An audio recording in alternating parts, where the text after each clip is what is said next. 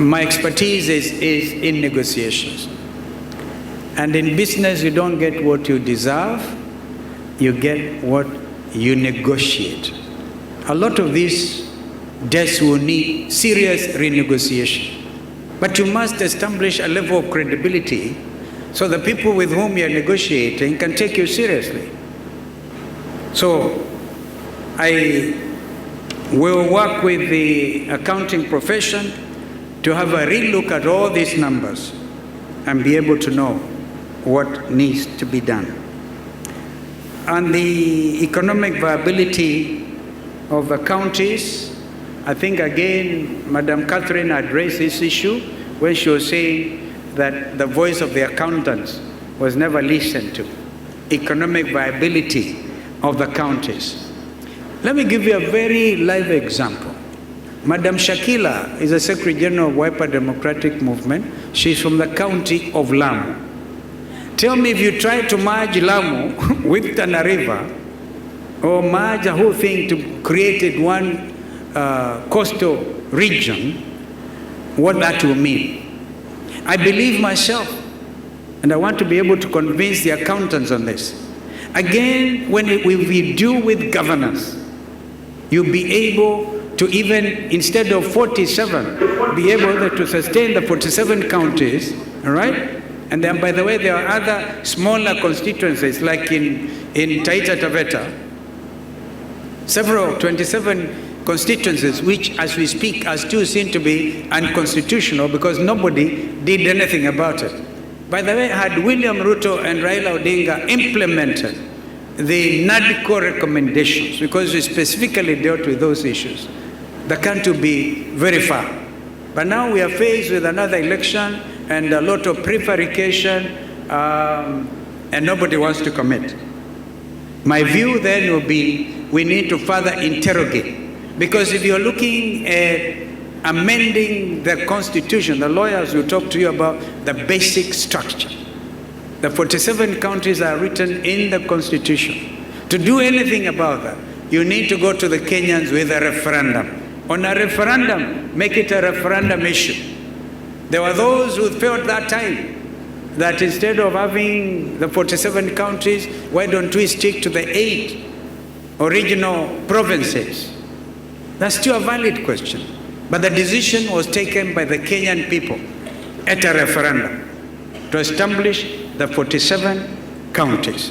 If you give somebody a right, that's a legal issue again. You give somebody a right and you want to take it away from them, you really have a lot of explaining to do. Therefore, the safe approach would be stop the stealing, stop the corruption, get people to develop themselves wherever they are. I hope I've answered you, and that was actually the question by a council member. Was it Chama? It's the same thing. It will need a lot of consultation. If you sit out there, don't think you look less of a professional by using your rights under Article 37. In fact, you'll be reinforcing. You know, this is the time, my friends, to do something for your country. Do something for your country. I saw somebody saying, I don't know whether William Ruto said, he set off for my friend Raila Odinga because Kalonzo alikuwa kichwa ngumu. Nitakuwa kichwa ngumu mpaka waende nyumbani. I thank you. Whether or not it will be my executive order number 2, we'll await the input of the professionals, Catherine Joma. But we can do free primary education, free secondary education in our public schools, and even free university education. If we stop the stealing, there will be free university education, because every Kenyan is entitled to the highest quality of life. Vision 2030, some friend talked about Vision 2030. And I've seen in your printed programs, talk about medium-term planning, the 4th edition, to try to achieve the objectives we had set ourselves, given ourselves about Vision 2030. What are you hearing? Do you hear the Ruto administration 1 minute talking about Vision 2030? No. What you hear them talk about is bottom-up. Goodness. Kenyans, I think we need to go for mental checkup. All of us. Bottom-up economics. One time William Ruto thought was a student of Mwai Kibaki, was a foremost economist. Remember, as leaders, President Mwai Kibaki, when he was Minister for Finance, actually appeared in the Time magazine. That time is the most promising, one of the most promising African and world leaders. He lived to be that. You don't hear anybody talk about Vision 2030. But I can tell you, we have ongoing Vision 2030 projects that this current administration is doing nothing about, or they least care about them. I'll give you an example. A project that is supposed to produce 650 megawatts of electricity, known as the High Grand Falls Dam, should have been implemented by now. And that to add on to electricity, connectivity, and even be able to export our electricity. You know that at midnight, we receive from the Owen Falls Dam in Uganda so much. And yet this Vision 2030, which are also supposed to do entire irrigation of Tana River County all the way to Garissa counties. Nobody talks about that. Even the Mama Mbogas are forgotten. And one of the things you do, like we did with President Kibaki, was to remove to zero rate the border borders.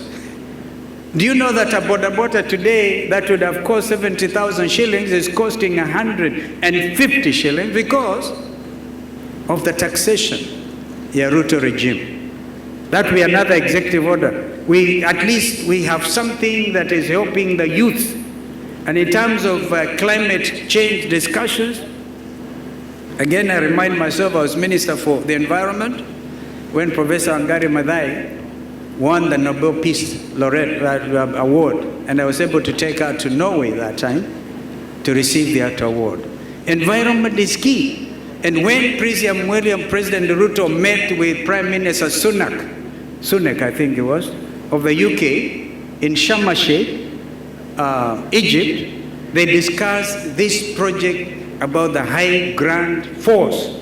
And what has happened since is this committee in Treasury supposed to do this. The PPPs, which are actually potentially very useful, public-private partnerships, are really being held hostage because this administration will say we want 10%, we want 10% to go to this and the other, therefore, grant standing. And this effectively means loss of jobs for Kenyans. Vision 2030. Whatever remains between now and 2030, of course, need to be amended.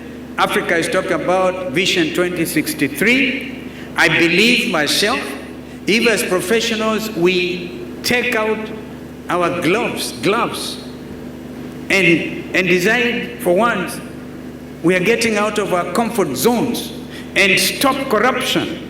I talked about you signing documents that sell out your conscience and your country. If we do that, we stop Ruto and his team from mismanaging this economy, we will be able to do stuff between now and 2030 and prepare for the next medium-term plan. These are opportunities that the top advisors in the Ruto administration, including CS Bandi, should have been here to talk about. But we will issue very clear instructions. And I am very passionate about free education for all citizens. And we will fund that free education when we stop the stealing. I also want to say that number 4, number 3, number 5, Mr. Mwakazi, await further instructions. I will be able to talk to you about those as we go on. Now, somebody talked about Kenyans who are tainted, and that gentleman must be from Kitui County. Senator, talk to your elector, and let me tell you, now I'm talking like a professional lawyer. No person shall be condemned unheard. So don't out there start there and say, yeah, tainted. What business do you have with so and so? If there are angels in this room, please put up your hands. But there can be policies that draw the line. we would draw the line on the sand and say, from now on, zero corruption. It can happen, my friends. Now, I'll give you an example of somebody you may think is tainted. Governor Natembeya. 2 days ago, and I gave advance notice, he was haunted. Because they want to punish any dissenting voices, went out and obtained a search warrant. And with that search warrant, they carried, I'm told, this is to be verified, about 61 million shillings all the way to Trans Nzoia, to Governor Natembeya's house, to plant evidence. 61 million. Waseme amepatikana na hundi ya 61 million shillings. Huyu mjamaa ni mwizi. What happened? The youths in Trans Nzoia, the Gen Zs in Trans Nzoia, decided, no, we will not allow this. So what did they do? They instead vandalized the Subaru, those famous Subarus. They were flat tired. And to their amazement, they found the loot. There's a village called Matisi in Trans Nzoia. Go check, Senator Ambua. That night was party time. Enjoying the 61 million evidence to be planted on Governor Natembeya. What a shame. What a shame. Well, former Minister for Agriculture, Mr. Linturi, you may say he's tainted, but he gave us assurance that he's not going to be condemned and hard. Hatabeba mizigo ya watu wengine. Is going to talk to Kenyans about the fake fertilizer. Remember? Fake fertilizer. Who was responsible? Who did what? Thank you so much, brother Dr. Wale. It's good to see you. You are a survivor of heart attack. Kenyans are waiting to know the truth. Although biblically the truth is Jesus Christ. And Kenyan the leaders keep on saying, you shall know the truth, and the truth shall set you free. Kenyans want to know the truth about mbolea feki. And then you see, kumbe the big boys, the bigger boys, were the ones involved. So don't judge people on the face value. Listen to their story.